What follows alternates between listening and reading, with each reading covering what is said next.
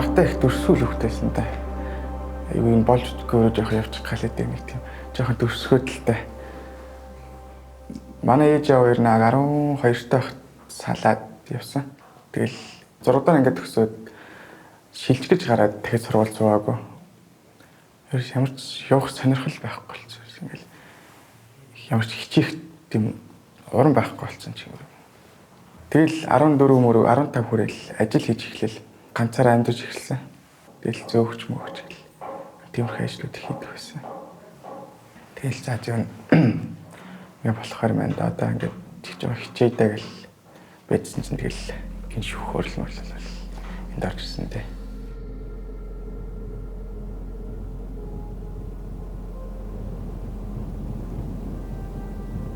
Одоо энд чинь би бараг 27 жил ажиллаж байна уу?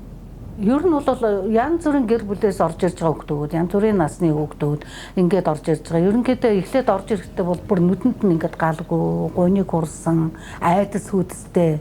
Би одоо ингээд хааштай би өнгөрсөн гэсэн бодолтой ер нь ихэнх нь тэгж орж ирдэг байсан. Энэ хүн бол жоохон ганцаарч байгаа илэрхийлж байгаа юм. Тэгмээд энэ одоо нэг юмэр ч юм дээ.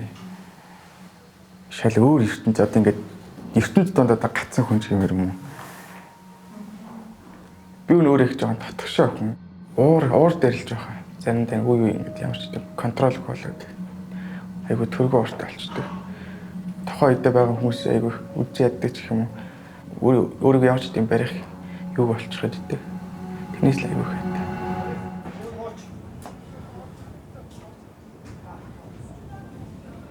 Хинч эзэж ямар ч байдалд орж болно.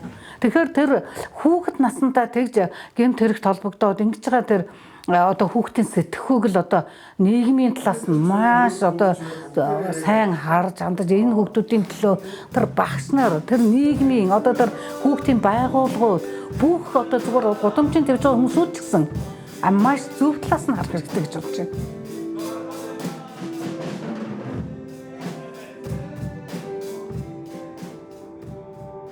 Аав гэдэг үнтэй л яг 12 наснаас хойш ерөөсөө уулзахгүй жаад энэ дэр эднийг уулзсан.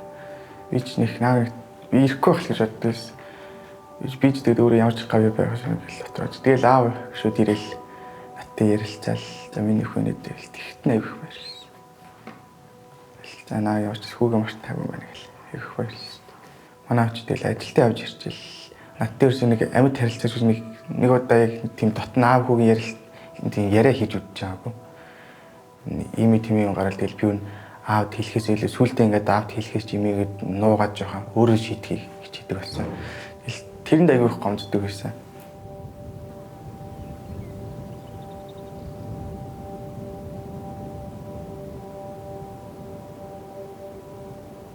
Ээжтэй л авах хэрэгтэй. Ингээл намайг гэл ингээл ажилтгуулъя ингээл дүүфтэрийн төлөө гоцчихт би энэ чинээс бол чармахтай натаа л гомдсон аягүй ханастай.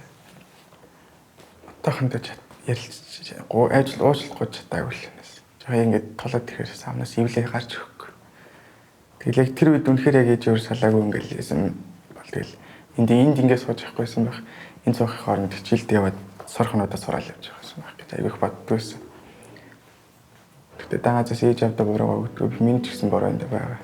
Тэрийгээс аягүй хөөрөлдөг.